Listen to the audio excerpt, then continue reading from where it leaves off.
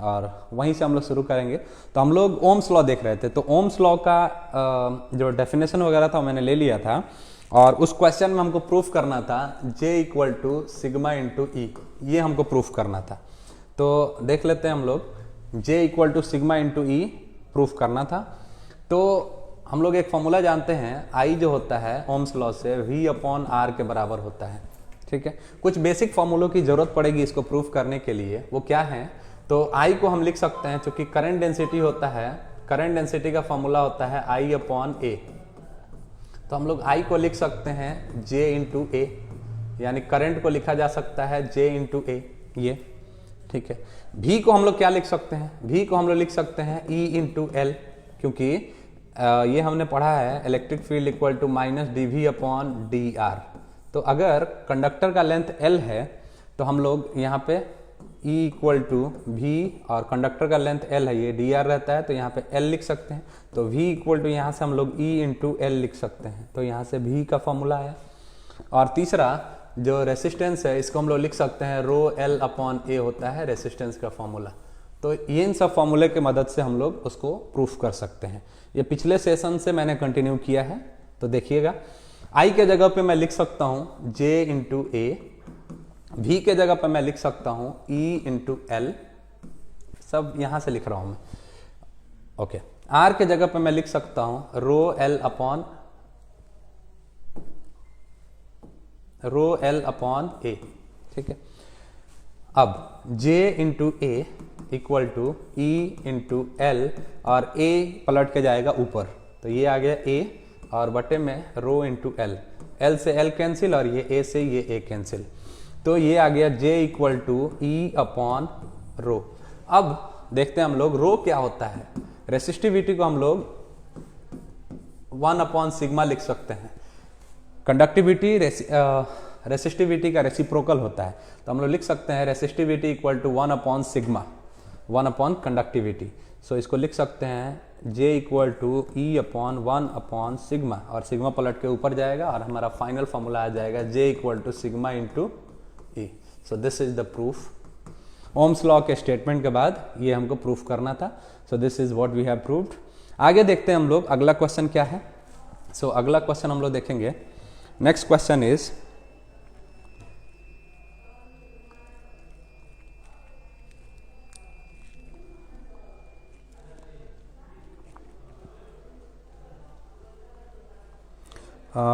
Expression for heat produced in conductor due to flow of current. Question है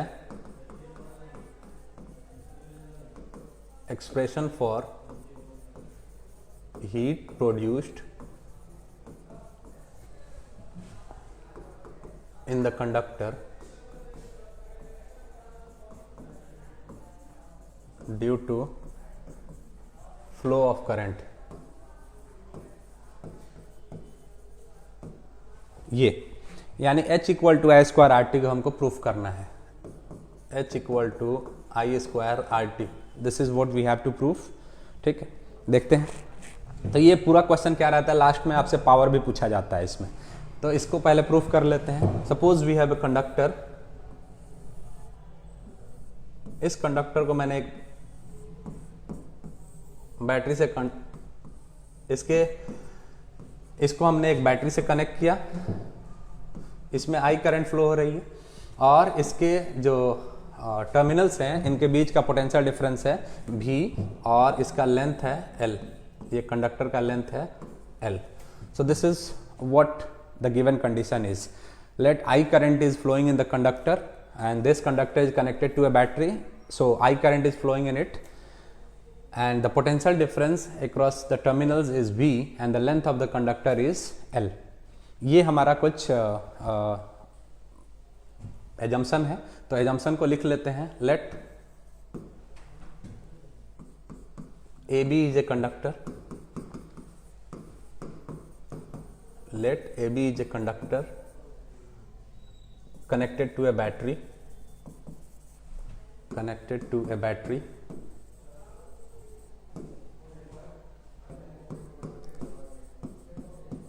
I current is flowing in the conductor,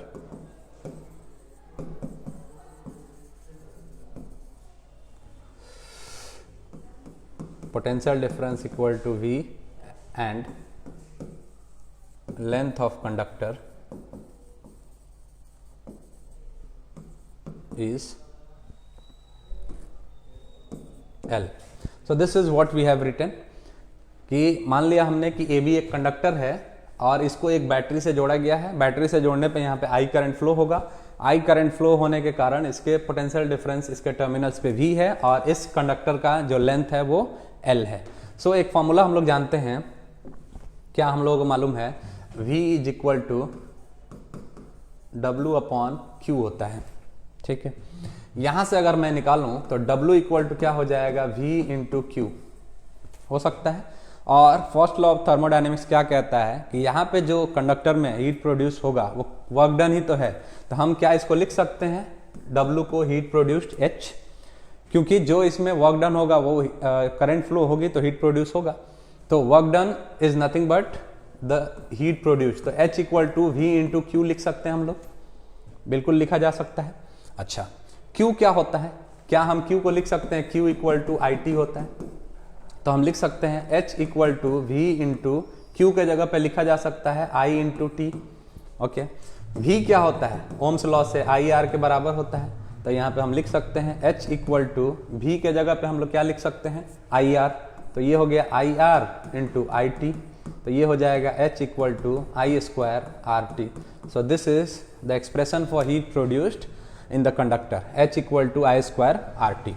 ठीक है, इसको हम ऐसे भी लिख सकते हैं, अगर यहाँ से मैं उठा लूँ यहाँ से, तो इसको मैं ऐसे भी लिख सकता हूँ, H equal to V into I को लिख सकता हूँ V upon R into T, तो हम ये भी लिख सकते हैं H equal to V square T by R, ऐसा भी लिख सकते हैं और ये भी लिख सकते हैं। ये सीरीज के लिए रहता है, ये पैरेलल के लिए रहता है। ठीक, उसके बाद पूछा जाता है पावर। सो पावर क्या फॉर्मूला क्या होता है, पावर होता है वर्क अपॉन टाइम। यहाँ पे वर्क ही हीट था तो हम लिख सकते हैं हीट अपॉन टाइम। एक्चुअली में power is nothing but the ratio of work upon time. So work upon time लिखते हम पावर का फॉर्मूला, लेकिन यहाँ पे जो हमने वर्क डन लिया था वही हीट प्रोड्यूस लिया था हमने, तो हम लिख सकते हैं H अपॉन टी। H हमारा आया है I स्क्वायर RT और बटे में T, तो T से T cancel, so P equal to I square R, और इसी को हम लोग P equal to I equal to क्या होता है, I इक्वल टू अभी हमने बोला I equal to V upon R, तो V स्क्वायर अपॉन R और इंटू R लिख सकते हैं, तो V square by R square. ठीक है, तो R से एक R कैंसिल, तो P equal to V square upon R भी लिखा जा सकता है। So this is the formula for power. और I स्क्वायर RT कैसे प्रूफ करना है, यहाँ से आप देख सकते हैं H equal to I square RT। So this is what we have proved. ठीक है, उसके बाद इसमें पावर पूछा जाता है, तो पावर को आप बोलेंगे power is nothing but the ratio of work upon time, और यहाँ पे वर्क ही हीट प्रोड्यूस था तो आप लिख सकते हैं H अपॉन टी, तो H अपॉन टी H का वैल्यू रखिएगा I स्क्वायर RT और बटे में T cancel, so P equal to I square R, और यहाँ से देखिएगा I क्या होता है V अपॉन R, तो स्क्वायर है तो V square by R square, एक R से एक R कैंसिल, तो V square upon R। So this is what we have to proof. आगे देखते हैं हम लोग, आगे साइक्लोट्रॉन देखते हैं हम लोग। बहुत जल्दी जल्दी और तेजी में सिर्फ उतनी चीज़ें पे बात हो रही है, सिर्फ उन चीज़ों के बारे में हम बात कर रहे हैं जिससे आपका काम हो जाए, जिससे आपके एग्जाम में 5 नंबर के लिए आप लिख पाएँ। I am not going into that much of detail, और बहुत डिटेल में क्लासरूम में पढ़ाई होती है, 5 मिनट में एक टॉपिक ख़त्म नहीं होता, तो यहाँ पे सिर्फ उतनी बातें हो रही हैं जो आपके एग्ज़ाम में आपके लिए इम्पॉर्टेंट है और आपको एग्ज़ाम में लिखना है। अगला है साइक्लोट्रॉन। तो साइक्लोट्रॉन देखेंगे। सबसे पहले साइक्लोट्रॉन क्या होता है, साइक्लोट्रॉन पे बात करेंगे।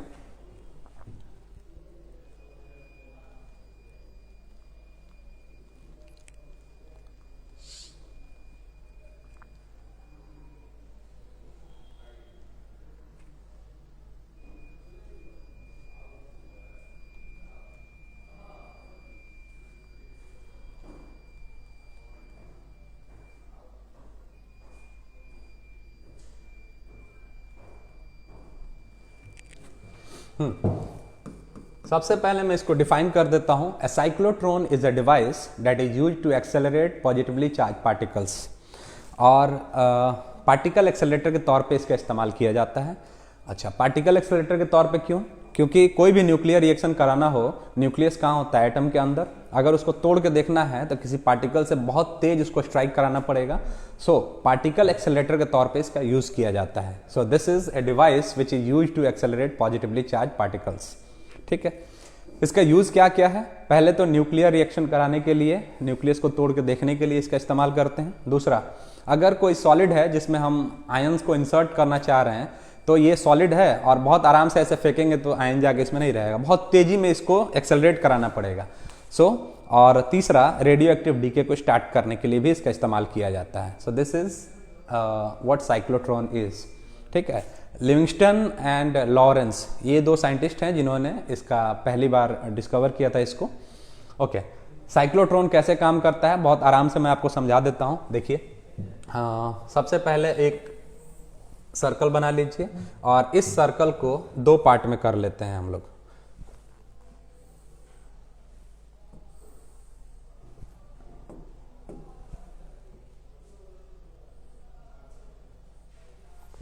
ठीक है, ये हमने एक सर्कल बनाया और इसको दो पार्ट में डिवाइड कर लिया। इसको कहते हैं हम लोग डीज। इसको नाम दिया मैंने D1 और इसको नाम दिया मैंने D2। ये कंस्ट्रक्शन देखेंगे हम लोग। ठीक है, और ये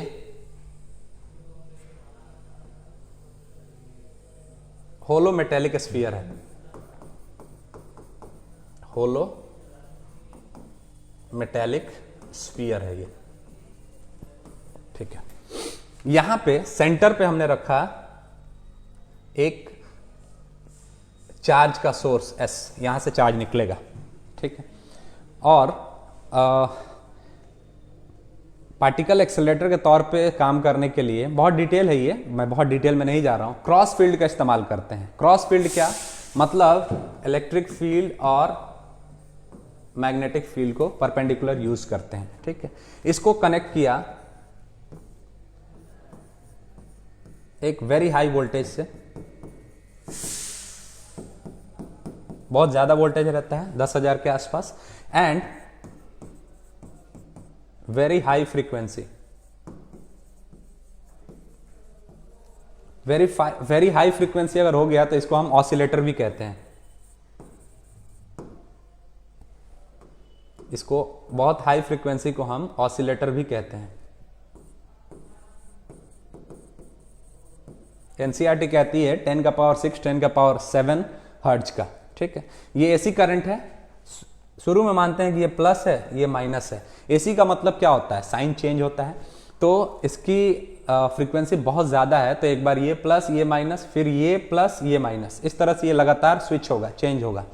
तो एक बार ये प्लस, एक बार ये माइनस। तो इलेक्ट्रिक फील्ड का काम तो हो गया, प्लस से माइनस मतलब ये इलेक्ट्रिक फील्ड है। उसके बाद हम नॉर्थ और साउथ लगा के यहाँ पे इलेक्ट्रिक फील्ड लगा देते हैं। तो इलेक्ट्रिक फील्ड आपका ऐसा हो गया, और नॉर्थ साउथ का मैग्नेट लगा देंगे यहाँ पे ऊपर नीचे, नॉर्थ साउथ का मैग्नेट लगा देंगे तो यहाँ पे मैग्नेटिक फील्ड भी बन जाएगी ये। और मैग्नेटिक फील्ड मैं बाहर निकलता हुआ लगा रहा हूं, मैं नॉर्थ से साउथ मैग्नेटिक फील्ड में लगा रहा हूं, बाहर निकलता हुआ मैग्नेटिक फील्ड। डॉट से मतलब क्या होता है कि ये जो मैग्नेटिक फील्ड है this is coming out, cross मतलब गोइंग इन एंड डॉट मतलब कमिंग आउट। ठीक है, क्रॉस फील्ड क्यों कहते हैं कि इलेक्ट्रिक फील्ड ऐसी है, ये इलेक्ट्रिक फील्ड है और ये मैग्नेटिक फील्ड बाहर निकलता हुआ। So magnetic field is outward, outward magnetic field.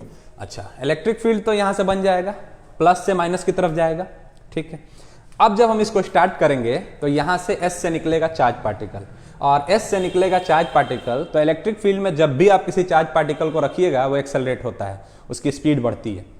तो यहां से शुरू में ये प्लस है, ये माइनस है, शुरू में ये प्लस है और ये माइनस है। तो यहां से चार्ज पार्टिकल जैसे ही आपने शुरू किया तो यहां से चार्ज पार्टिकल ऐसे एक्सेलरेट हो जाएगा। लेकिन जैसे ही इस D के अंदर जाएगा, यहां पे इलेक्ट्रिक फील्ड होता है 0। D के अंदर इलेक्ट्रिक फील्ड 0 होता है। आपने पढ़ रखा है होलो मेटेलिक स्फीयर के अंदर, कंडक्टर के अंदर, मेटेलिक कंडक्टर के अंदर इलेक्ट्रिक फील्ड 0 होता है। तो यहां पे इलेक्ट्रिक फील्ड 0, जैसे ही ये D2 में दाखिल होगा, D2 में ये अंदर जाएगा, इसकी स्पीड बढ़ना बंद हो जाएगा। स्पीड बढ़ना, कहां तक स्पीड बढ़ा, जब तक कि ये D2 के अंदर गया नहीं था तब तक स्पीड बढ़ा इसका, लेकिन जैसे ही D2 के अंदर गया इसका स्पीड बढ़ना बंद हो गया, स्पीड बढ़ना बंद हो गया। ठीक है, अब यहां का मैग्नेटिक फील्ड क्या करता है, परपेंडिकुलर रहता है, इसको गोल घुमाने का काम करता है, मतलब यहां पे सेंट्रीपिटल फोर्स का काम करेगा मैग्नेटिक फील्ड, और इसको गोल घुमा दिया, यहां से ऐसे गोल घुमा दिया। लेकिन जैसे ही ये बाहर निकला, अब यहां पे ये हो जाएगा प्लस, ये हो जाएगा प्लस, पहले ये माइनस था, ये प्लस हो जाएगा और ये माइनस।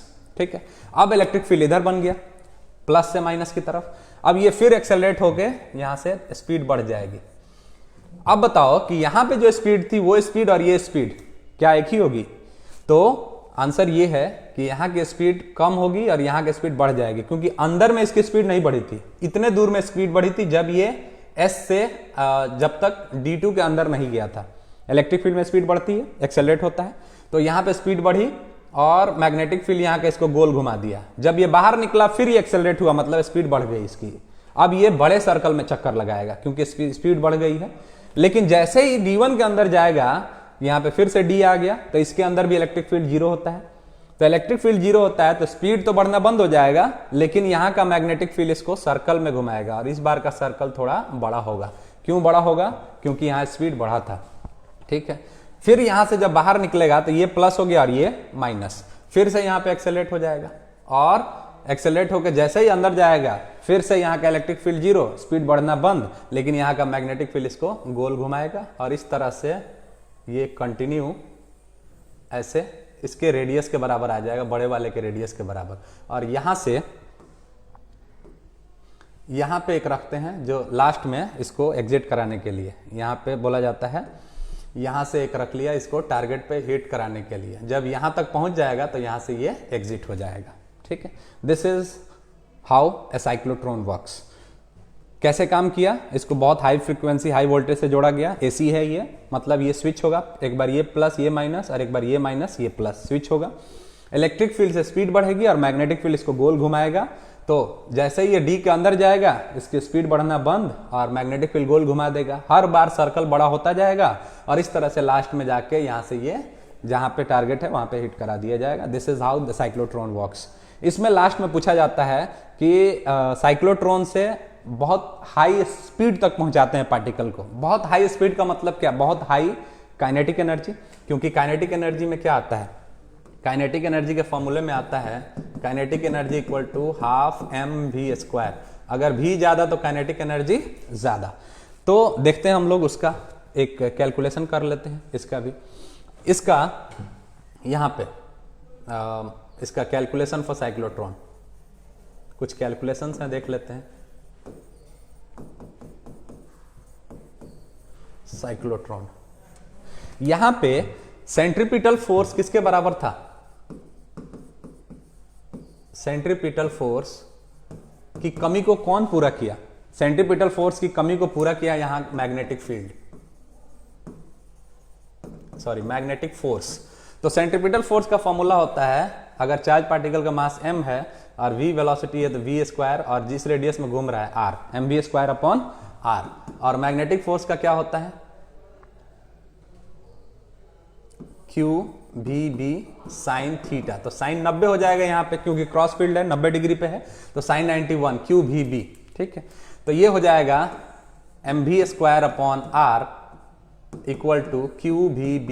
तो एक v से एक v कैंसिल, और यहां से v निकाल लीजिए, v निकालिएगा तो क्या हो जाएगा? QBr/m। So this is the velocity of this cyclotron में जो चार्ज पार्टिकल घूम रहा है उसकी वेलोसिटी। रेडियस भी निकाल सकते हो यहां से। रेडियस क्या हो जाएगा? रेडियस हो जाएगा mv/qb, ये हो जाएगा रेडियस। ठीक है, अब काइनेटिक एनर्जी क्या हो जाएगी? तो काइनेटिक एनर्जी का फॉर्मूला होता है 1/2 mv²। तो v² की जगह पे ये रख देते हैं, तो ये हो जाएगा q² b² r² m², half mv²। तो v² की जगह पे मैंने क्या लिख दिया? q² b² r² बट्टे में m²। तो ये एक m से एक m कैंसिल, तो काइनेटिक एनर्जी क्या हो गया उसका? 1/2 q² b² r² बट्टे m। So this is the kinetic energy. Time period और फ्रीक्वेंसी भी निकाला जा सकता है। टाइम पीरियड क्या होता है? सो टी इक्वल टू क्या होगा? Distance upon velocity. ठीक है, एक चक्कर लगाएगा तो डिस्टेंस हो जाएगा 2 पाई आर। एक चक्कर लगाने से डिस्टेंस हो जाएगा 2 पाई आर और वेलोसिटी है v। ठीक है, तो t equal to 2 pi R और वेलोसिटी का फॉर्मूला यहां से रख दीजिए, क्या हो जाएगा? वेलोसिटी का फॉर्मूला रखिएगा q,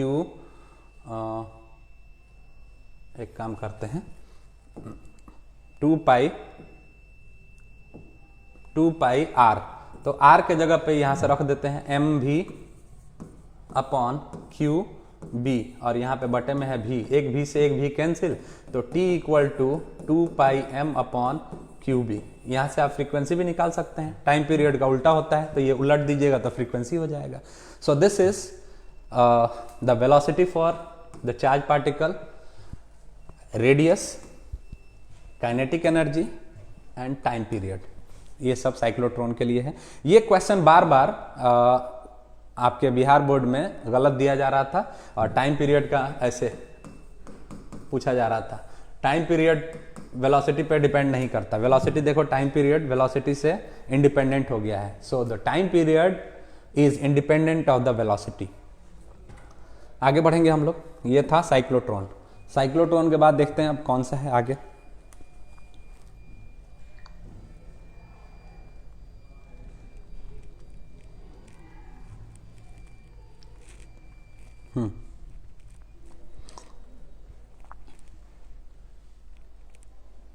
अच्छा, एक पूछा जाता है magnetic field on the axis of A current carrying loop. Biot Savart law का बड़ा इंपॉर्टेंट है ये।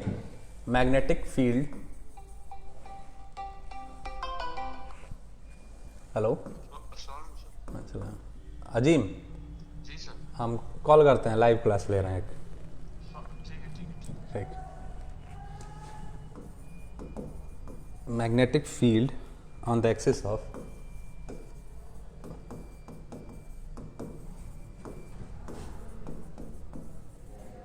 magnetic field on the axis of a current carrying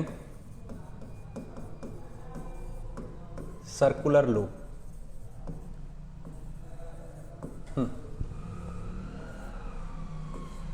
circular loop, ठीक है।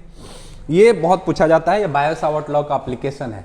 तो बायो सावर्ट लॉ का एप्लीकेशन ये है, बायो सावर्ट लॉ एक छोटे से करंट एलिमेंट के लिए हमको मैग्नेटिक फील्ड देता है और वो मैग्नेटिक फील्ड कितना होता है? dB equal to mu naught upon 4 pi I D L sine theta upon R square, इतना होता है।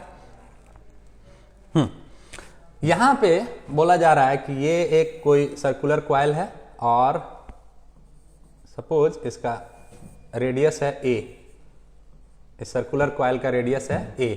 यहां से इसके सेंटर से पॉइंट O से x डिस्टेंस पर कोई पॉइंट है P और यहां पे हमको मैग्नेटिक फील्ड निकालना है। ठीक है, हम लोग तो एक करंट एलिमेंट के कारण मैग्नेटिक फील्ड निकालना जानते हैं बायो सावर्ट लॉ से। तो बायो सावर्ट लॉ से जो एक r डिस्टेंस पे जो निकाला जाता है मैग्नेटिक फील्ड, वो आता है करंट एलिमेंट के कारण इतना, dB equal to mu naught by 4 pi I D L sine theta by R square. यहाँ पे निकालना है हमको। और गिवन कंडीशन क्या है? एक सर्कल, हमने सर्कुलर कॉइल ले लिया है जिसका रेडियस है a और इसमें करंट फ्लो कर रही है। ठीक है, तो सपोज कि करंट अगर ऐसे फ्लो कर रही है ऐसे, तो राइट हैंड कर्ल रूल से हम लोग खूब आराम से निकाल सकते हैं इसका direction. Right hand curl rule से ये मैग्नेटिक फील्ड, अगर ये है करंट तो ये मैग्नेटिक फील्ड, अगर ये मैग्नेटिक फील्ड तो ये करंट, ये इससे राइट हैंड कर्ल रूल से निकालते हैं। तो राइट हैंड कर्ल रूल से अगर करंट ऐसा है तो मैग्नेटिक फील्ड ऐसा, और ये एक्सिस के अलॉन्ग हमको चाहिए। तो सबसे पहले यहाँ पे हम लेते हैं एक करंट एलिमेंट यहाँ पे dl। ठीक है, और इससे r चाहिए हमको, तो हमने r के लिए ये लाइन यहाँ पे मिला दिया हमने, ये r हमने मिला दिया यहाँ पे।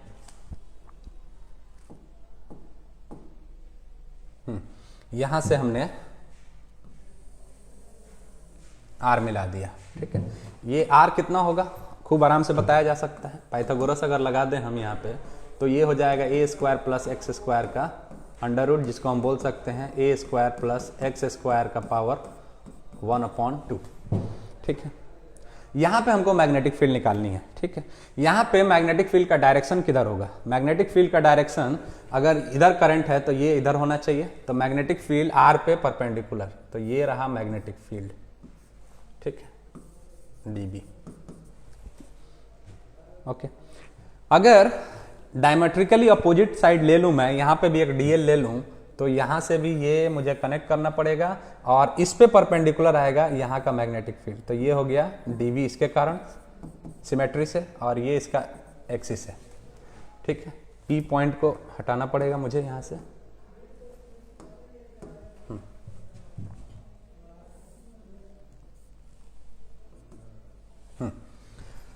ये क्योंकि आर पे परपेंडिकुलर इधर करंट है, तो ये रहा मैग्नेटिक फील्ड का डायरेक्शन, और उल्टा में सिमेट्री से ऐसे इस पे परपेंडिकुलर, ये आर है तो ये भी आर है, ठीक है।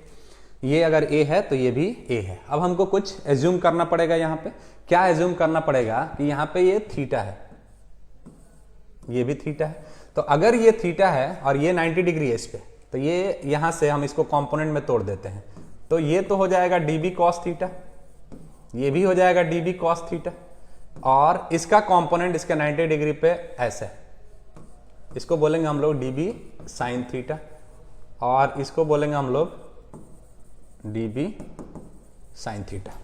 अगर ये थीटा है तो जिस लाइन के साथ एंगल बनता है वो कॉस कंपोनेंट होता है, तो ये हो गया डीबी कॉस थीटा, और चूंकि इसका डायरेक्शन ऊपर है, इसका दूसरा कंपोनेंट 90 डिग्री पे डीबी साइन थीटा, ठीक है। और सेम वैसे ही अगर ये डीबी है तो ये डीबी कॉस थीटा, और इसके 90 डिग्री पे डीबी साइन थीटा, ये और ये एक दूसरे को कैंसिल कर दिया, चूंकि इक्वल एंड अपोजिट है, कैंसिल कर दिया। अब आते हैं थोड़ा एंगल पे। एंगल क्या है? आर पे ये परपेंडिकुलर है और ये थीटा है, तो ये हो जाएगा मेरे ख्याल से 90 माइनस थीटा। कलर चेंज कर देता हूं, हाँ, तो ये हो जाएगा मेरे ख्याल से 90 माइनस थीटा, 90 माइनस थीटा, ठीक है। अगर ये 90 माइनस थीटा है तो फिर ये क्या है? ये मेरे ख्याल से थीटा हो जाएगा, क्योंकि ये परपेंडिकुलर है, ठीक है। फिर यहां से ये परपेंडिकुलर है, तो ये परपेंडिकुलर है, ये थीटा हो गया, तो ये मेरे ख्याल से हो जाएगा 90 माइनस थीटा, ठीक है। ये 90 माइनस थीटा, और पहले डीएल और आर के बीच का एंगल, डीएल एक छोटा सा ये है, इस पे आर के बीच का एंगल है 90 डिग्री। यहां पे angle between R and DL is equal to 90 degree. ये थोड़ा आपको समझना पड़ेगा कि डीएल एक छोटा सा एलिमेंट मैंने काट लिया, यहाँ पे एक छोटा सा एलिमेंट है और इस पे ये आर है, तो ये 90 डिग्री, अगर मैं इसे टिल्ड भी कर दूं तो ये भी 90 डिग्री रहेगा। तो डीएल पे 90 डिग्री है, लेकिन ये वाला एंगल है कितना? थीटा, क्योंकि ये 90 है। तो इस ट्रायंगल में अगर आप देखेंगे ये 90 है, 90 माइनस थीटा, तो ये कितना हो गया? थीटा, ठीक है। तो इस ट्रायंगल में हम कॉस थीटा भी पहले निकाल लेते हैं, जरूरत पड़ेगा सब बाद में। कॉस थीटा क्या होता है? बी अपॉन एच होता है, B upon H. So cos theta equal to B कितना है? बी है ए और एच है हमारा A square plus x square का अंडर रूट, ये है कॉस थीटा आ गया, ठीक है। अब हम लोगों ने जो जो चीजें एज्यूम की हैं वो लिख लेते हैं। क्या क्या चीजें एज्यूम हुई हैं वो लिख लिया जाए।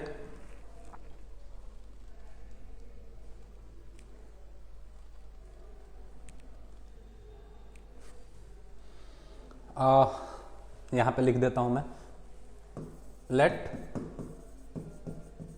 I current is flowing in the circular loop of radius A, ठीक है।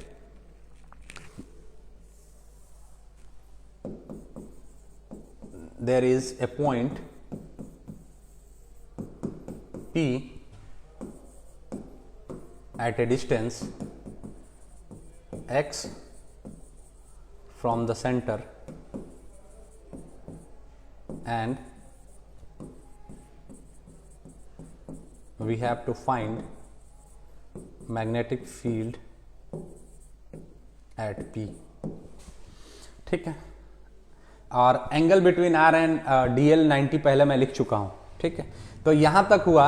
अब इसमें से आगे बढ़ेंगे हम लोग। ये पहले आप लोग आराम से ले लीजिए, इसके बाद आगे बढ़ेंगे। हम लोगों ने कॉस थीटा भी वहाँ से निकाल लिया है, कॉस थीटा मैंने पहले ही निकाल रखा है, a/a² + x², ठीक है।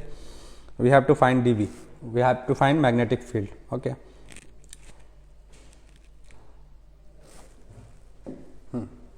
तो पहले dB magnetic field due to a current element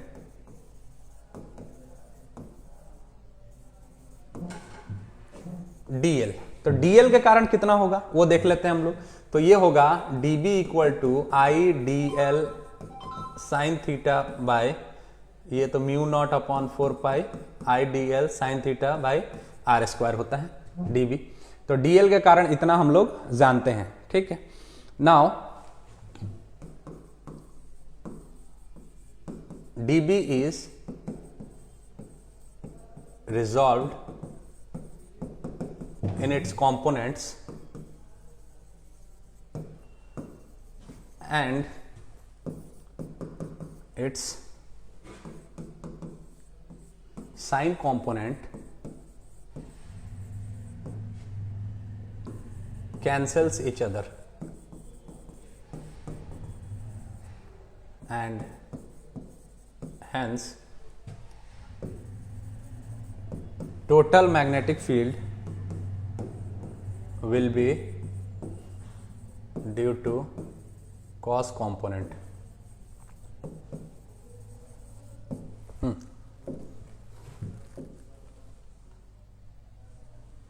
यहां पे मैंने dB को कंपोनेंट में तोड़ा है। dB को कंपोनेंट में तोड़ने के बाद dB sin थीटा ये अपोजिट था, इक्वल एंड अपोजिट था, तो इसने एक दूसरे को कैंसिल किया। तो हमारा जो नेट मैग्नेटिक फील्ड होगा वो सिर्फ dB cos थीटा के बारे में बनेगा। ये सिर्फ एक के कारण है, dl के कारण इतना, फिर यहां dl के कारण।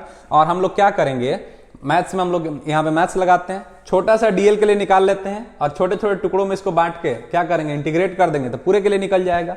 तो पहले एक छोटे से टुकड़े के लिए निकाला, फिर डायमेट्रिकली अपोजिट साइड पे छोटे से टुकड़े के लिए निकाला और दोनों को यहाँ पे रिजॉल्व करके देखा तो साइन कंपोनेंट एक दूसरे को कैंसिल करते हैं। एंगल समझिए, यहाँ पे थीटा है तो ये 90 - थीटा और ये परपेंडिकुलर था तो ये थीटा, और फिर ये 90 डिग्री है तो ये 90 - थीटा, ये 90 - थीटा हुआ, ये 90 हुआ तो ये अपने से 90 हो गया, ठीक है। अच्छा, यहाँ पे जो हमारा यहां पे जो हमारा फॉर्मूला था, यहां से ये फॉर्मूला हमारा हो जाएगा dB = μ0/4π और I/dl अपॉन r²। साइन 90 करेंगे तो वो कैंसिल आउट हो जाएगा, 1 हो जाएगा, खत्म हो जाएगा। तो जैसे ही साइन 90 करेंगे वो 1 हो जाएगा, उसको हटा दिया हमने यहां से। तो dB हमने छोटा से के लिए मालूम है हमने, ठीक है। नाउ आगे लिखेंगे हम, now total magnetic field B। तो हम लोग क्या करेंगे, टोटल मैग्नेटिक फील्ड किसके कारण आया है, टोटल मैग्नेटिक फील्ड आया है closed integral dB cos theta के कारण। अगर इसको हम इंटीग्रेट कर दें तो कितना आ जाएगा हमारा टोटल मैग्नेटिक फील्ड, dl के लिए उतना आया है, तो dB cos थीटा को हम पूरे अगर सरफेस के लिए इंटीग्रेट कर दें तो हमारा टोटल मैग्नेटिक फील्ड आ जाएगा। तो देखेंगे B = dB का वैल्यू यहां से रखते हैं, μ0/4π I/dl बाई r²। r² का हमने वैल्यू निकाल रखा था, r² कितना है, r² हो जाएगा a² + x², क्योंकि ये स्क्वायर रूट यहाँ पे जाके स्क्वायर बनाएगा। तो वहां से हमने r² का वैल्यू और cos थीटा का वैल्यू यहाँ एलिमिनेट कर देते हैं। तो ये है I/dl और cos थीटा, I/dl और cos थीटा को हम लिख सकते हैं वहां से a/a² + x² का अंडर रूट, और r² के जगह पे हम क्या रखेंगे, a² + x²।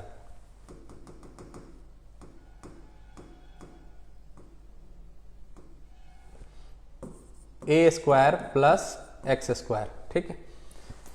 ये वाला वैल्यू अगर हम इंटीग्रेट करें तो सब पूरा सरफेस के लिए हम मैग्नेटिक फील्ड ले सकते हैं। तो यहाँ पे जो dB था, dB तो मैंने यहां से रखा और r² को एलिमिनेट किया जो मैंने शुरू में निकाला था, और cos थीटा को भी एलिमिनेट कर दिया, ठीक है। तो अब हमको इंटीग्रेशन सिर्फ dl का करना है, बाकी सब तो कांस्टेंट पार्ट है, बाहर निकल जाएगा। तो आगे देखते हैं क्या क्या निकल रहा है। ऐड। तो यहां पे हमारा आया है b equal to mu naught upon 4 pi, mu naught upon 4 pi, I निकल जाएगा, ठीक है, a निकल जाएगा, बटे में ये हो जाएगा a square plus x square का पावर 3/2 और यहां पे बचा dl। देखते हैं हम लोग, अगर मैं इसका पावर 1 है और इसका पावर 1/2 जोड़ दूं तो a square plus x square का पावर 3/2 हो जाएगा। यहां पे मैं दिखा देता हूं, a square plus x square का पावर 1 है और इनटू में है a square plus x square का पावर 1/2। तो बेस सेम है तो पावर को जोड़ देंगे, तो 1 प्लस 1/2 3/2 हो जाएगा। तो क्या क्या निकला बाहर, a square plus x square का पावर, ये नहीं लिखना है, ये मैंने समझाया सिर्फ, तो a square plus x square का power 3/2, mu naught upon 4 pi, आई निकलेगा और a निकलेगा, dl को इंटीग्रेट करना है, ठीक है।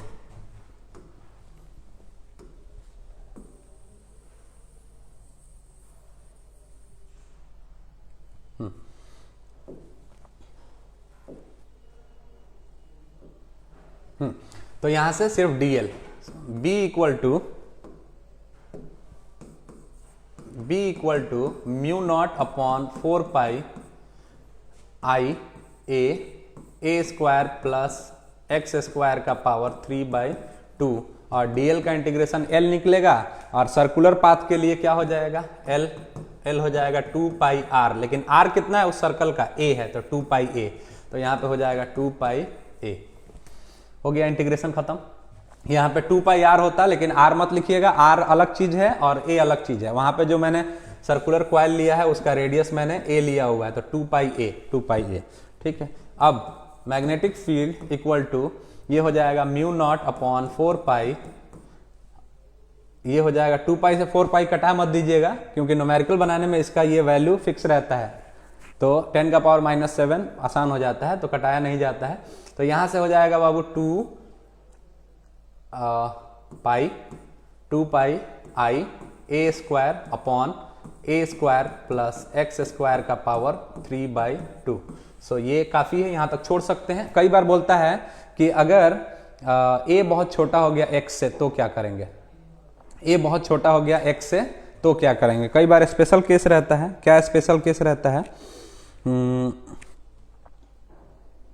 फॉर n टर्न्स, अच्छा फॉर n टर्न्स, अगर n टर्न्स का हो तो इसमें n से मल्टीप्लाई हो जाता है, तो ये हो जाएगा b equal to mu naught upon 4 pi 2 pi n I A square और बटे में हो जाएगा ये a square plus x square का power 3/2। For n turns n से मल्टीप्लाई हो जाएगा, ठीक है। अब n आई a को बोलते हैं हम लोग m, n आई a को हम लोग बोलते हैं m, तो मैग्नेटिक मोमेंट। तो हम चाहें तो यहां से लिख सकते हैं b equal to mu naught, यहां पे आप छोड़ सकते हैं, मर्जी है आपकी, यहां पे आप छोड़ सकते हैं, लेकिन यहां छोड़िएगा, n टर्न के साथ यहां पे छोड़ सकते हैं। यहां के बाद अगर आगे बढ़ाना हो तो म्यू नॉट अपॉन 4 पाई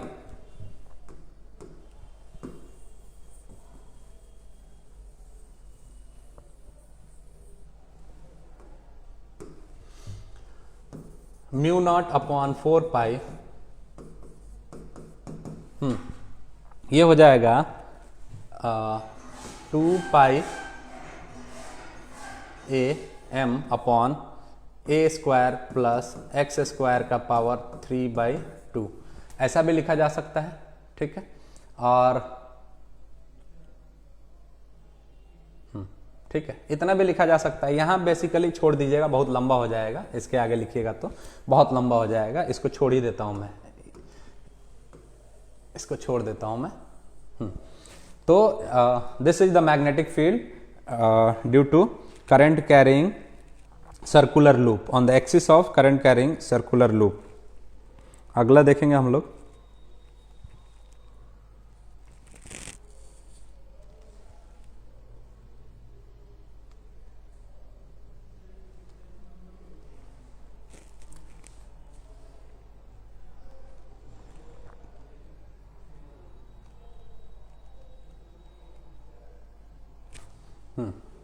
अगला फॉर्म क्या रहता है, देख ही लो, यहां तक छोड़ा जा सकता है, ये देखा जाए b equal to mu naught upon 4 pi और यहाँ से पाई इंटू ए स्क्वायर को मैं एरिया लिख सकता हूं, तो ये हो जाएगा 2n(i) कैपिटल ए अब बटे में ए स्क्वायर प्लस एक्स स्क्वायर का पावर 3/2। यहाँ पे सर्कल का एरिया क्या होता है, पाई आर स्क्वायर, और जो सर्कुलर लूप मैंने लिया है उसका रेडियस है ए, तो पाई आर स्क्वायर की जगह पे हम लिख सकते हैं पाई ए स्क्वायर, तो पाई ए स्क्वायर की जगह पे मैंने कैपिटल ए ले लिया।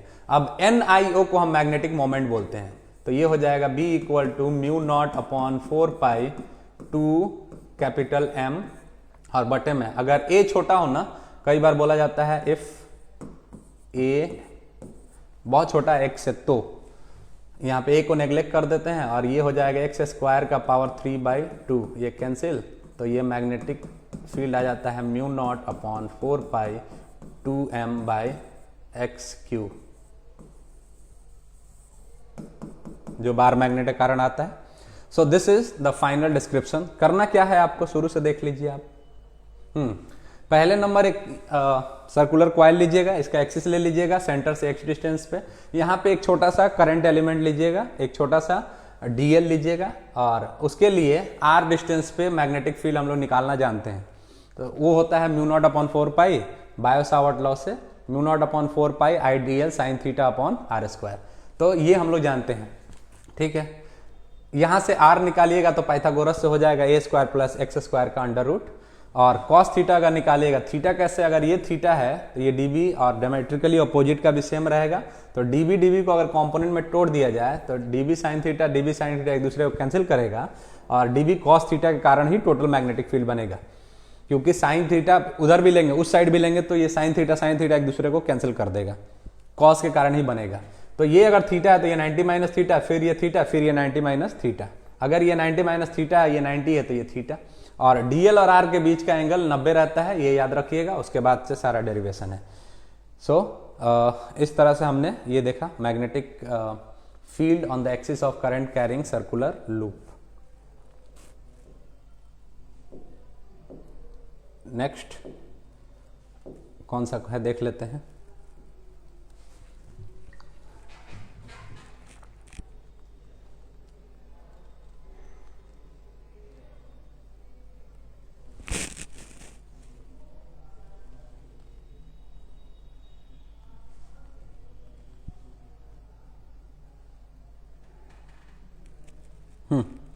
Ampere circuital law.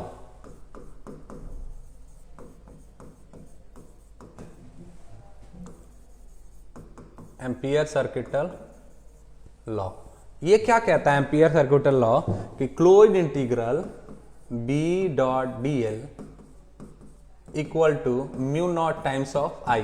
हालांकि इसमें प्रॉब्लम हुआ था, बाद में जाके जब आप इलेक्ट्रोमैग्नेटिक वेव पढ़ेंगे तो एक नए साइंटिस्ट आएंगे उसमें मैक्सवेल, और उसमें थोड़ा सा चेंजिंग करेंगे, वो बोलेंगे कि ये पूरी तरह से सही नहीं है ये, और वहाँ पे एक डिस्प्लेसमेंट करंट का कॉन्सेप्ट आता है, तो इसको हम लोग ऐसे भी लिख सकते हैं B.dl cos theta equal to mu naught times I।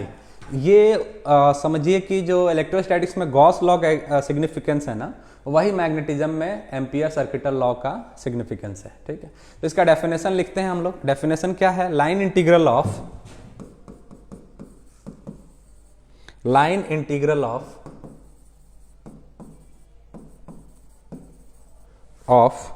Magnetic field along a loop is mu naught times the current flowing in the loop। ठीक है, line integral of B along a loop is mu naught times the current flowing in the loop, ये इनका statement है, और it has the same significance as Gauss law has in electrostatics. तो magnetism में इसका वही महत्व है जो गॉस लॉ का इलेक्ट्रोस्टैटिक्स में महत्व होता है। ठीक है, यहाँ पे मैंने लिख लिया। इसका काम कैसे करते हैं, पहले जैसे वहां पे गॉसियन सरफेस बनाते थे, यहाँ पे पहले आपको ड्रॉ करना होगा, ड्रॉ एम्पीरियन लूप।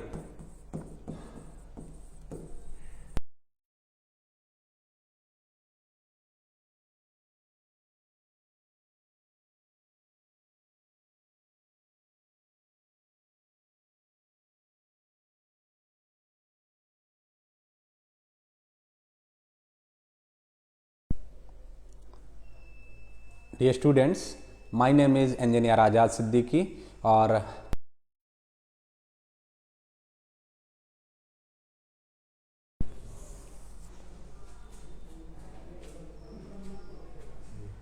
ठीक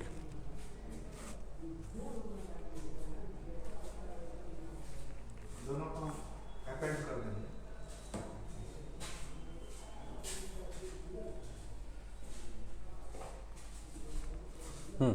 तो एम्पियर ने क्या किया था? एम्पियर ने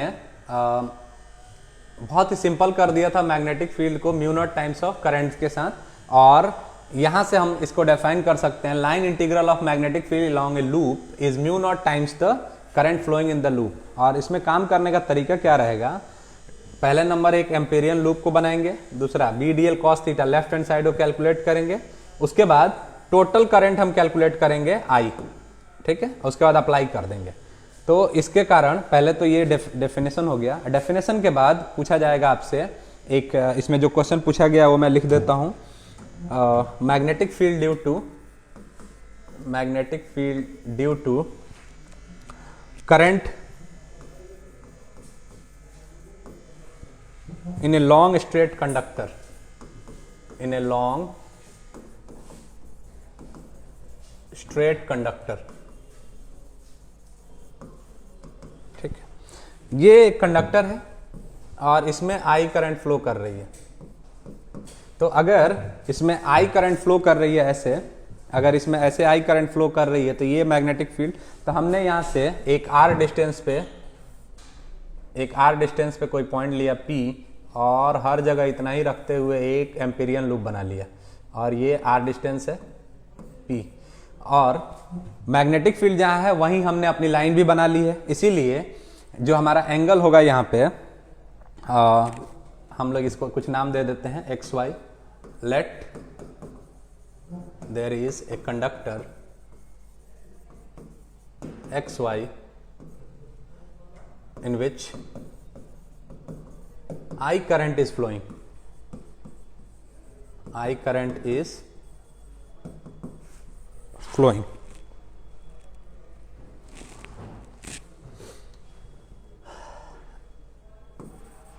At a distance r from the conductor,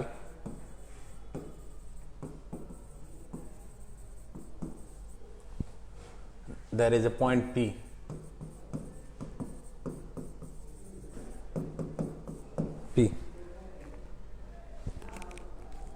Where we have to find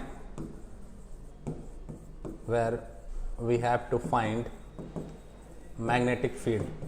so R को हम लोग रेडियस मानते हुए इसको एक सर्कल एम्पीरियन लूप बना लेते हैं। सो एम्पीरियन लूप बन गया हमारा, क्योंकि ये हर जगह आर है, ये आर है, ये हर जगह आर रहेगा, ठीक है।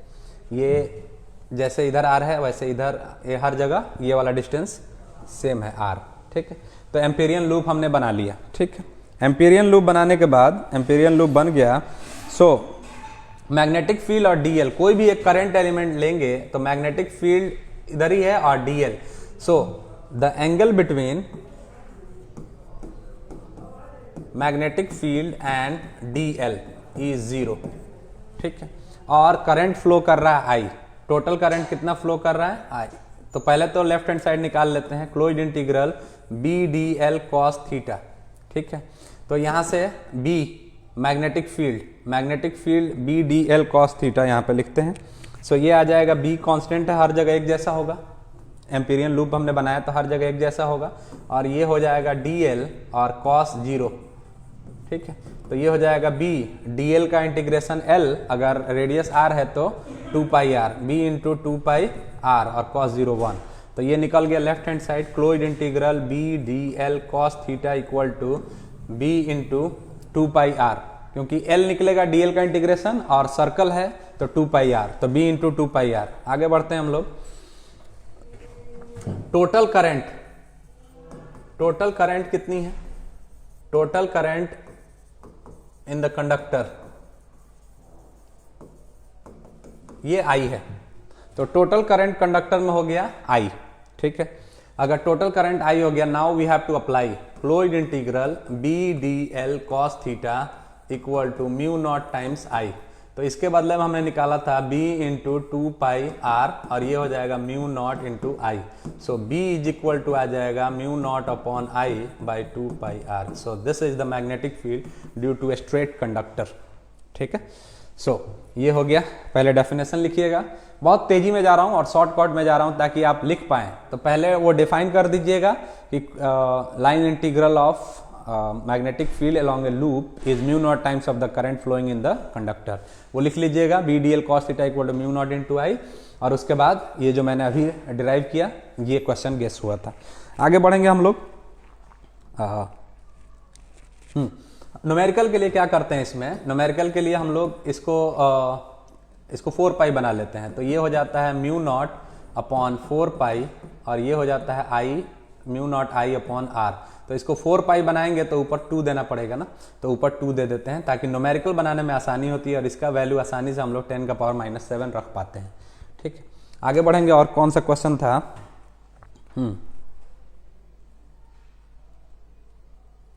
नेक्स्ट क्वेश्चन वाज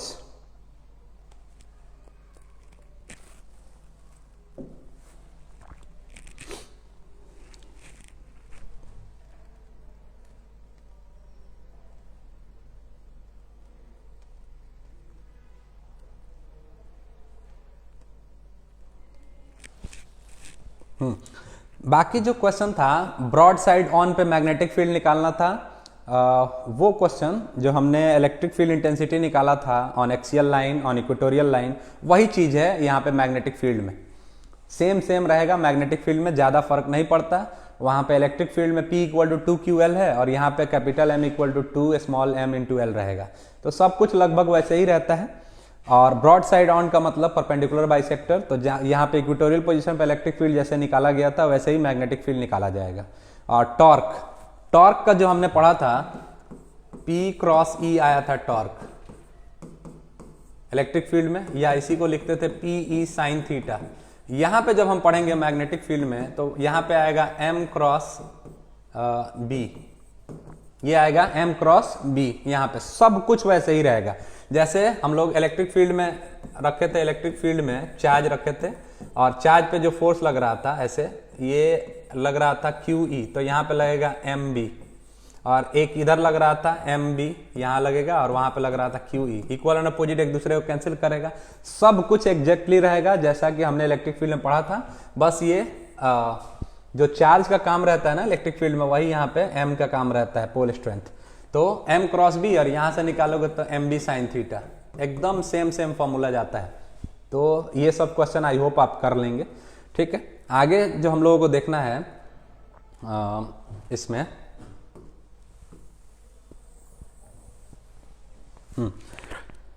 वो क्वेश्चन कौन सा था वो देख लेते हैं हम लोग। इसको कहते हैं expression for time period of oscillating magnet. Time period of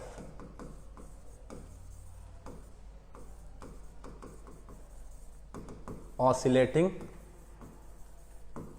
magnet in magnetic field. In magnetic field, ठीक है, या इसी को कहते हैं angular SHM of magnetic dipole, इसी का नाम होता है। ठीक है, तो हम पहले एक मैग्नेटिक फील्ड ले लेते हैं। यूनिफॉर्म मैग्नेटिक फील्ड है ये। ठीक है, ये है यूनिफॉर्म मैग्नेटिक फील्ड। इसमें हम एक कंपास ले लेते हैं।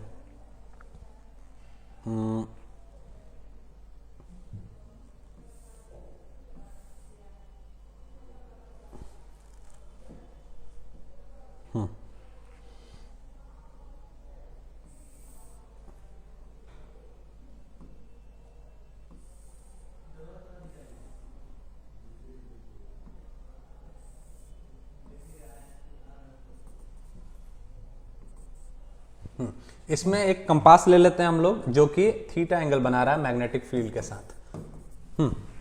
ये है हमारा, और इसका मैग्नेटिक मोमेंट है कैपिटल M, जो कि यहाँ पे हमने दिखा दिया। ठीक है, दिस मैक्स एंगल थीटा। ये जो कंपास है मैग्नेटिक कंपास, ये मैग्नेटिक फील्ड लाइन के साथ थीटा एंगल बना रहा है। तो पहले हम लोग जो एजम्पशन लिए हैं उसको लिख लेते हैं।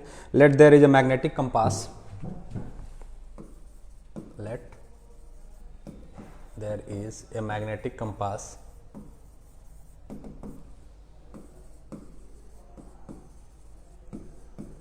whose moment is capital M. It is kept in uniform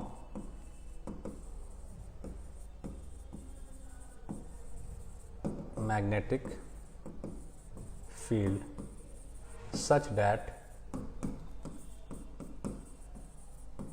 it makes an angle theta with magnetic field B। ठीक है, हाँ ये हमने लिख लिया। और जैसे ही इसको हम लोग रखेंगे थीटा एंगल पे तो इसको एक टॉर्क लगता है, क्योंकि इक्वल और अपोजिट फोर्स लगेगा, एक दूसरे को कैंसिल आउट कर देगा। जैसे हमने टॉर्क में पढ़ा था इलेक्ट्रिक फील्ड में, वैसे ही यहाँ पे रहेगा। सो यहाँ पे जो टॉर्क लगेगा इस पे, then torque on it, torque हो जाएगा यहाँ पे एम बी साइन थीटा। ठीक है, यहाँ पे टॉर्क हो जाएगा M B sine theta. And जब साइन थीटा छोटा हो तो हम लोग, एंगल छोटा हो तो साइन थीटा को अप्रॉक्सीमेटली थीटा लिख सकते हैं। सो क्या हम इसको लिख सकते हैं, tau equal to M B into theta. इसको इक्वेशन 1 लिख देते हैं। ठीक है, 11th में हमने पढ़ा था कि टॉर्क का फॉर्मूला क्या होता है। टॉर्क इक्वल टू होता है आई इंटू अल्फा। टॉर्क का फॉर्मूला क्या होता है, आई इंटू अल्फा, जहां पे आई क्या है, मोमेंट ऑफ इनर्शिया है, और अल्फा क्या है, अल्फा होता है moment of acceleration, moment of acceleration, acceleration,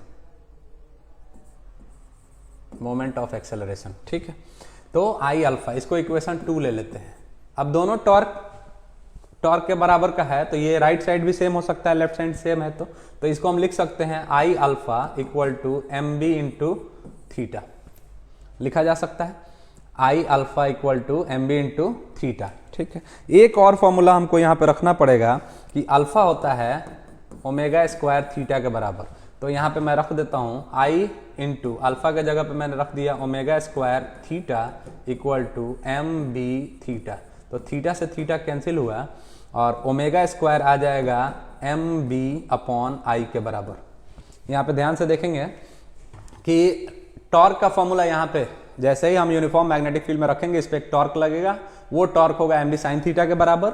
और साइन, जब एंगल छोटा हो तो साइन थीटा थीटा के बराबर लिखा जाता है, तो हम साइन थीटा को सिर्फ थीटा लिख सकते हैं यहाँ पे। तो 11th में हमने पढ़ा था जो रोटेशनल में tau equal to I into alpha, जहां पे आई है मोमेंट ऑफ इनर्शिया और अल्फा है मोमेंट ऑफ एक्सेलरेशन या एंगुलर एक्सेलरेशन। तो angular acceleration omega square into theta के बराबर होता है। तो अगर यहाँ पे टॉर्क लेफ्ट हैंड साइड बराबर, तो राइट हैंड साइड भी इक्वेशन 1 और 2 से बराबर हो सकता है। So I alpha equal to M B theta, I into alpha के जगह पे मैंने रख दिया ओमेगा स्क्वायर थीटा और equal to M B into theta. Theta से थीटा कैंसिल और आई इधर आ जाएगा, ओमेगा स्क्वायर इक्वल टू आ जाएगा एम बी अपॉन आई। ठीक है, और यहां से हम लिख सकते हैं omega equal to M B upon I, under root में चला जाएगा, ये स्क्वायर हटेगा तो। ठीक है, इसके बाद मैं यहां लिखता हूं। ठीक है, ओमेगा क्या होता है, ओमेगा होता है 2 पाई इंटू फ्रीक्वेंसी, ओमेगा होता है। तो यहां पे लिखा जा सकता है एम बी अपॉन आई। ठीक है, अंडर रूट में है ये। ठीक है, और इसके बटे में ओमेगा मैं यहां पे छोड़ दूं तो ये आ जाएगा क्या, एम बी अपॉन आई। अगले में करते हैं, अगले स्लाइड में।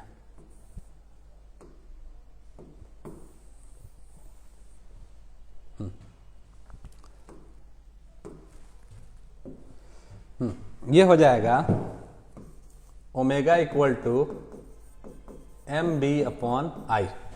ठीक है, अच्छा अंडर रूट था, अंडर रूट स्क्वायर हटा तो अंडर रूट बना था। ओमेगा खुद क्या होता है, ओमेगा 2 पाई इंटू फ्रीक्वेंसी के बराबर होता है। तो ये हो जाएगा एम बी बाई आई। ठीक है, यहाँ पे फ्रीक्वेंसी को लिखेंगे तो ये आ जाएगा 1/2 और ये आ जाएगा कितना 2 पाई इधर आएगा तो 1/2 और ये हो जाएगा mb/i।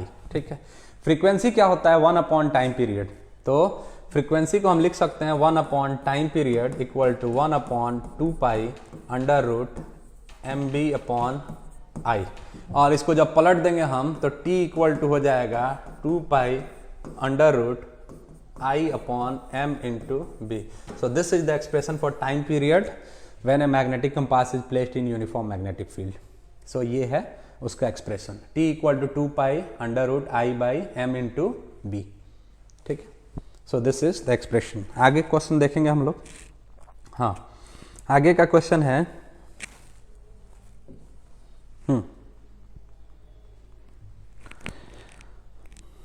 आगे हमको डिफरेंशिएट करना है डायमैग्नेटिक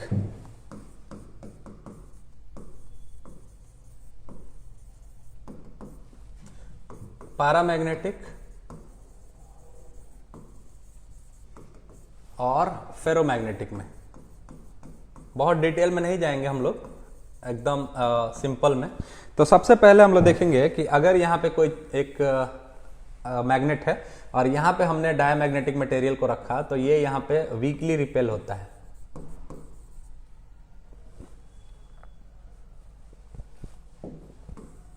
ये यहाँ पे वीकली रिपेल होता है।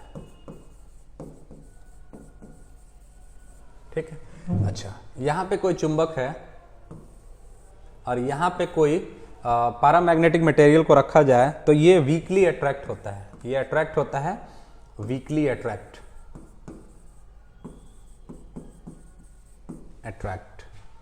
अच्छा, यहाँ पे कोई चुंबक है, मैग्नेट है, और यहाँ पे हम फेरोमैग्नेटिक मटेरियल को रखें तो ये अट्रैक्ट होता है, लेकिन वीकली नहीं होता है, ये स्ट्रांगली अट्रैक्ट होता है। ये स्ट्रांगली अट्रैक्ट्स।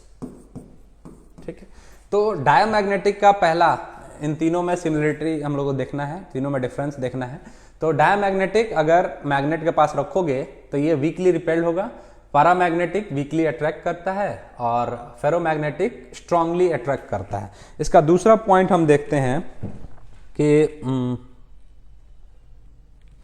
अगर इसको, ये है मैग्नेटिक फील्ड, और मैग्नेटिक फील्ड में इस मटेरियल को रख दिया जाए, मैग्नेटिक फील्ड में इस मटेरियल को रख दिया जाए अगर डायमैग्नेटिक को, तो ये वीकली इसमें अपोजिट डायरेक्शन में मैग्नेटाइज होते हैं, weakly magnetise.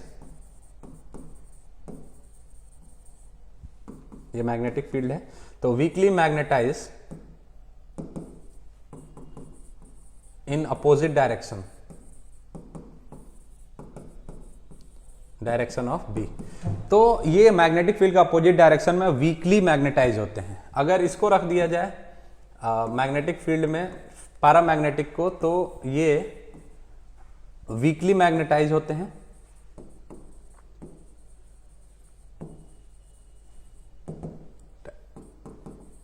In the direction of magnetic field, और इनको रख दिया जाए अगर, तो ये स्ट्रांगली मैग्नेटाइज होते हैं in the direction of magnetic field. ठीक है, दो सिमिलरिटी हो गया। ठीक है, तीसरा क्या है कि अगर यहां पे मैग्नेटिक फील्ड लाइंस हैं डायमैग्नेटिक में, तो मैग्नेटिक फील्ड लाइंस में अगर रख दिया जाए इस मटेरियल को, तो ये जो मैग्नेटिक फील्ड लाइंस हैं ये यहाँ से रिपेल होती हुई नजर आती हैं, रिपेल होती हुई नजर आएंगे। और ये कैसे रिपेल होती हैं? Repulsion of field lines from the centre of material. यहाँ पे क्या होता है? Repulsion of field lines from the centre of material. ये मटेरियल के सेंटर से दूर जाते हुए नजर आते हैं। ठीक है, यहां पे अगर इसको रख दिया जाए, इसको रखने से क्या होता है कि ये इसके सेंटर की तरफ आते हुए नजर आते हैं। ठीक है, मतलब attraction of field lines towards the centre, attraction of field lines towards the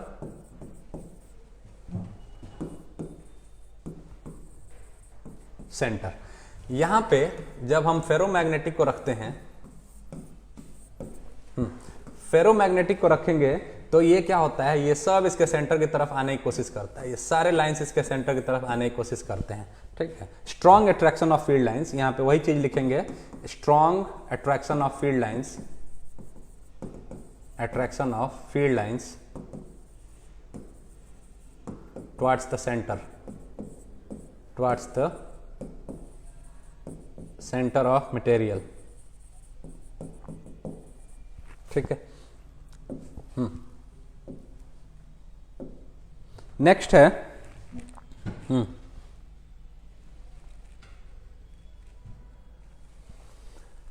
अगर इसको if it is placed in non uniform magnetic field, तो ये मटेरियल वीक फील्ड की तरफ जाते हैं, स्ट्रॉन्ग से। तो ये जो मटेरियल है ये स्ट्रॉन्ग से वीक की तरफ जाते हैं। ठीक है, और अगर इसको पैरामैग्नेटिक को रख दिया जाए तो ये कहां जाते हैं, ये वीक से स्ट्रॉन्ग की तरफ जाते हैं, ये वीक से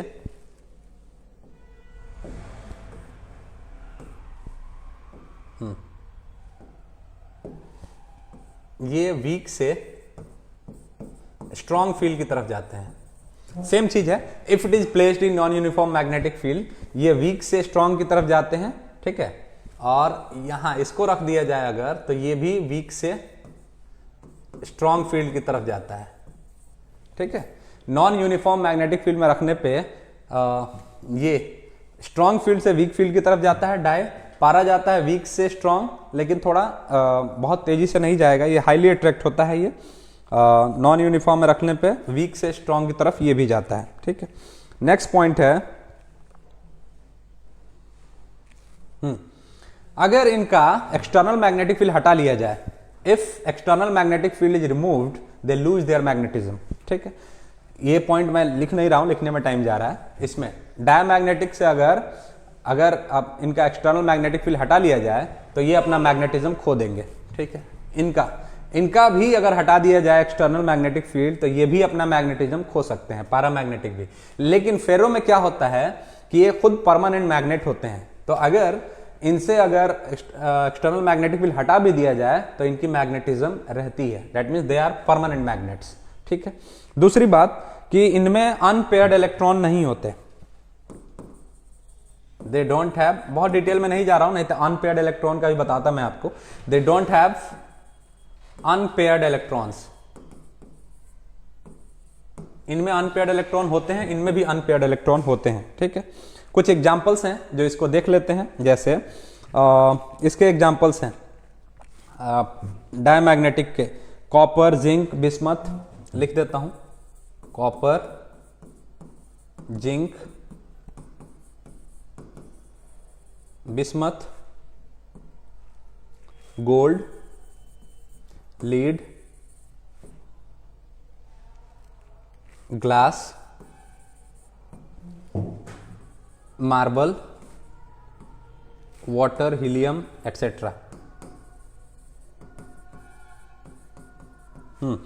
इसका सोडियम, एंटीमनी, प्लेटिनम,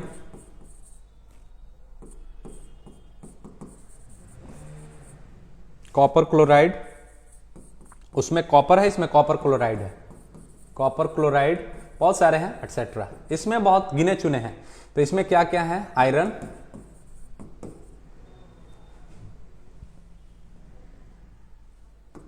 निकेल, एक एल्निको आता है, आयरन, निकेल, एल्निको, कोबाल्ट, इसमें गिने चुने रहते हैं। दूसरी चीज, एक पॉइंट और इसमें ऐड कर लीजिएगा कि इसमें ये डायमैग्नेटिक सॉलिड, लिक्विड और गैस तीनों हो सकता है। पैरामैग्नेटिक भी सॉलिड, लिक्विड और गैस तीनों हो सकता है, लेकिन ये सिर्फ सॉलिड्स होते हैं। ठीक है, ये सिर्फ सॉलिड्स होते हैं। सो this is all about paramagnetic, diamagnetic and ferromagnetic. ठीक है, उसके बाद क्या है इसमें, एक चीज इसमें बच जा रहा है। क्या बच जा रहा है? Moving coil galvanometer. Okay, moving coil galvanometer,